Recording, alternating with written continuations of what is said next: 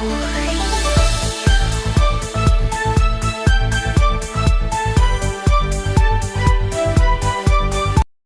was considerable confusion at the time of the birth of Prince Harry and Meghan's son, Archie Harrison Mountbatten Windsor. And just how the couple managed to successfully keep his arrival private is revealed by Harry in his memoir Spare, which was re-released in paperback last month. Since Meghan was a week past her due date in May 2019, the couple secretly visited the Portland hospital to make sure nothing's wrong, though they were well prepared for Archie's arrival. "We got into a nondescript people carrier and crept away from Frogmore without alerting any of the journalists stationed at the gates," Harry writes.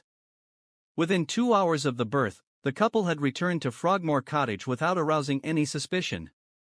Their doctor decided it was time to induce labor, and Meghan was given a canister of laughing gas to help ease the process. Meanwhile, Harry, who had ordered Nando's via his bodyguards, took a hit from the gas meant for his wife. "I took several slow, penetrating hits. Meg, bouncing on a giant purple ball, a proven way of giving nature a push, laughed and rolled her eyes. I took several more hits and now I was bouncing too," Harry reveals. When her contractions began to quicken and deepen, a nurse came and tried to give some laughing gas to Meg. There was none left.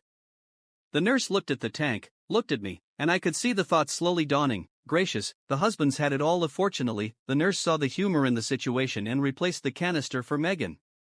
The Duchess settled into the bath, immersing herself in the calming sounds of Deva Premal's Sanskrit mantras, which had been remixed into hymns. Harry set the ambience by arranging electric candles, the same ones he had used during his proposal to Meghan, around the room. Among the items in her overnight bag was a framed photograph of Harry's late mother, Princess Diana. He noted in his memoir that this touching tribute was Meghan's idea.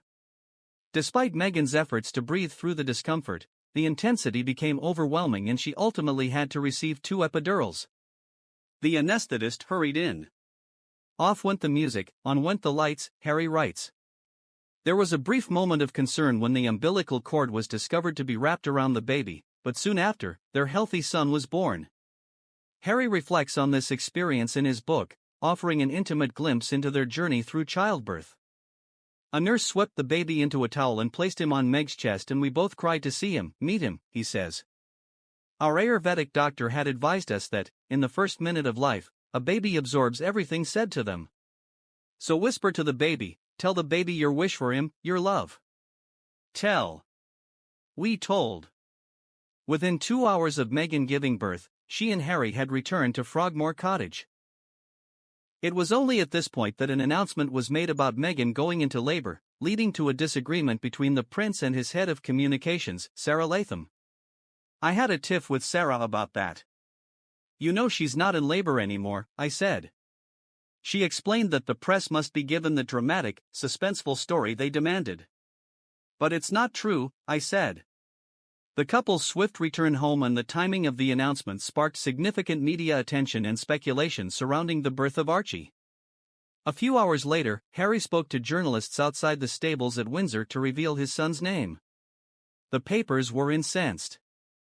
"They said we'd pulled a fast one on them," he writes. "Indeed we had.